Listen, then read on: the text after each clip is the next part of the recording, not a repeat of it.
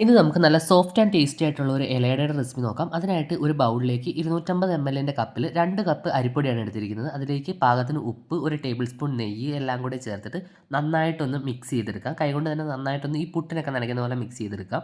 നന്നായിട്ട് മിക്സ് ആയിട്ട് വരുമ്പോൾ 1 കപ്പ് അരിപ്പൊടിക്ക് 1/4 കപ്പ് വെള്ളം എന്ന രീതിയിൽ 2.5 കപ്പ് വെള്ളം നമ്മൾ ഇതിലേക്ക് ചേർത്തിട്ടുണ്ട്. നല്ല വെട്ടി തിളയ്ക്കുന്ന വെള്ളം വേണം ചേർക്കാനായിട്ട്. ഇത് ചേർത്തിട്ട് നല്ലതായിട്ട് ഒരു തവിയുടെ അറ്റം കൊണ്ട് നന്നായിട്ട് ഇതിനെ ഒന്ന് മിക്സ് ചെയ്ത് കൊടുക്കുക.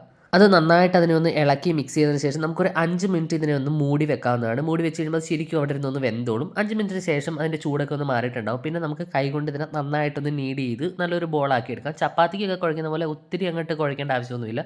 നന്നായിട്ട് ഒന്ന് മിക്സ് ചെയ്തെടുത്താൽ മാത്രം മതിയാവും. ഇനി നമുക്ക് ഇതിലേക്ക് വേണ്ടിയിട്ടുള്ള ഫില്ലിങ് ചെയ്യാം. ഫില്ലിങ് നമുക്ക് വരട്ടിയും വരട്ടാതെയും ചെയ്യാം. അതിനായിട്ട് നമ്മൾ 2 കപ്പ് തേങ്ങ എടുത്തിട്ടുണ്ട്. അതിലേക്ക് ഒരു 4 ഏലക്കയും കൂടെ ചേർത്തിട്ട് നന്നായിട്ട് അതിനെ ഒന്ന് തിരുമ്മി മിക്സ് ചെയ്തെടുക്കുക. എന്നിട്ട് അതിനെ 2 പാർട്ടാക്കിയിട്ട് ഒരു പാർട്ടിലേക്ക് നമ്മൾ 2 ടേബിൾ സ്പൂൺ ശർക്കരയും മറ്റൊരു പാർട്ടിലേക്ക് നമ്മൾ 1.5 ടീസ്പൂൺ പഞ്ചസാരയും കൂടെ ചേർത്തിട്ട് നമുക്ക് രണ്ടിനെയും സെപ്പറേറ്റ് ആയിട്ട് നന്നായിട്ട് മിക്സ് ചെയ്തെടുക്കാം. നന്നായിട്ട് അതിൽ ആ തേങ്ങയിലെ കുറച്ച് പാലൊക്കെ ഇറങ്ങി വരുന്ന രീതിയിൽ നന്നായിട്ട് മിക്സ് ചെയ്യാം. എന്നിട്ട് നമുക്ക് അട പരത്തി അതിലേക്ക് വെക്കാൻ നോക്കാം. അതിനായിട്ട് നമ്മളിതാ ഒരു വാഴയില എടുത്തിട്ടുണ്ട്. വാഴയിലേക്ക് നമുക്കൊരു ചെറിയ ബോൾ മാവ് എടുത്തിട്ട് അതിനെ നടുക്ക് വെച്ചിട്ട് ഒന്ന് ജസ്റ്റ് ഒന്ന് പ്രസ് ചെയ്ത് കൊടുക്കാം. ഇനി നമുക്ക് ഇടയ്ക്ക് കൈയൊക്കെ ഒന്ന് നന്നായിട്ടൊന്ന് നനയ്ക്കണം. വെള്ളത്തിൽ നനച്ചതിന് ശേഷം ഇതേപോലെ പതിയെ പ്രസ് ചെയ്ത് നമുക്ക് ആ ഇലയുടെ വലുപ്പത്തിലാക്കാം.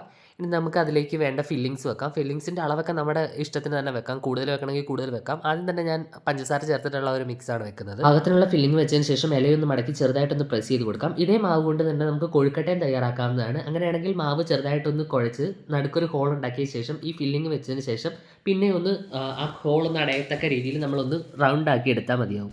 മീൻമേൽ ഞാനിവിടെ സ്റ്റീമറിൽ വെള്ളം തിളയ്ക്കാൻ വേണ്ടി വെച്ചിട്ടുണ്ടായിരുന്നു. വെള്ളം തിളച്ച് നല്ല ആവിയൊക്കെ വന്നു കഴിയുമ്പോൾ നമുക്ക് ഇതിലേക്ക് ഓരോ അടകൾ വെച്ച് നമുക്ക് അടുക്കി വെച്ച് കൊടുക്കാം.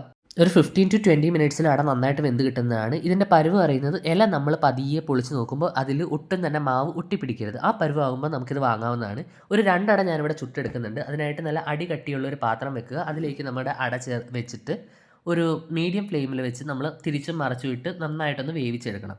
ഇതിൻ്റെ പാകം വരുന്നത് ആ ഇല നന്നായിട്ടൊന്ന് ക്രിസ്പി ആവണം. ആ പരുവാകുമ്പോൾ അട നന്നായിട്ട് വെന്തിട്ടുണ്ടാവും. ആ സമയത്ത് നമുക്കിതിനെ ഒരു പാത്രത്തിലേക്ക് മാറ്റാവുന്നതാണ്. ഇപ്പം നമ്മുടെ അട സ്റ്റീം ചെയ്യാൻ വെച്ചിട്ട് ഏകദേശം ഒരു 15 മിനിറ്റ് കഴിഞ്ഞിട്ടുണ്ട്. നമുക്കിത് കാണുമ്പോൾ തന്നെ അറിയാം നമ്മുടെ അടയെല്ലാം നന്നായിട്ട് വെന്തിട്ടുണ്ട്. നമുക്കിനി ഇതിനെ ഒരു പാത്രത്തിലേക്ക് മാറ്റാം. ഇനി ഞാൻ ഒരു സൗണ്ട് കേൾപ്പിക്കാവേ, അതൊന്ന് ശ്രദ്ധിച്ചോണേ. നമ്മൾ ചുട്ടെടുക്കുന്ന ഇലയുടെ വേവ് നോക്കുന്നത് നമ്മുടെ ആ ഇല ഈ പരുവത്തിൽ ഡ്രൈ ആയോ എന്നുള്ളത് അനുസരിച്ചിട്ടാണ്. അപ്പോൾ ഈ ഒരു സൗണ്ട് ഒന്ന് നോക്കിയാൽ മതിയേ. അപ്പോൾ ഇത്രയേ ഉള്ളൂ നമ്മുടെ പക്ക ട്രഡീഷണൽ ആയിട്ടുള്ള ചുട്ട ഇലയുടെയും ആവി കയറ്റിയ ഇലയുടെയും ഇവിടെ റെഡി ആയിട്ടുണ്ട്. ഞാനപ്പോൾ ഒരു കരിപ്പെട്ടി കാപ്പിയുടെ ഒപ്പമാണ് ഇത് കഴിക്കുന്നത്. നല്ല നെയ്യൊക്കെ ഒഴിച്ചൊരു കരിപ്പെട്ടി കാപ്പി. അപ്പോൾ ഇത്രയേ ഉള്ളൂ. വീഡിയോ ഇഷ്ടപ്പെട്ടെങ്കിൽ ചാനൽ സബ്സ്ക്രൈബ് ചെയ്യാനും ഫോളോ ചെയ്യാനും മറക്കല്ലേ.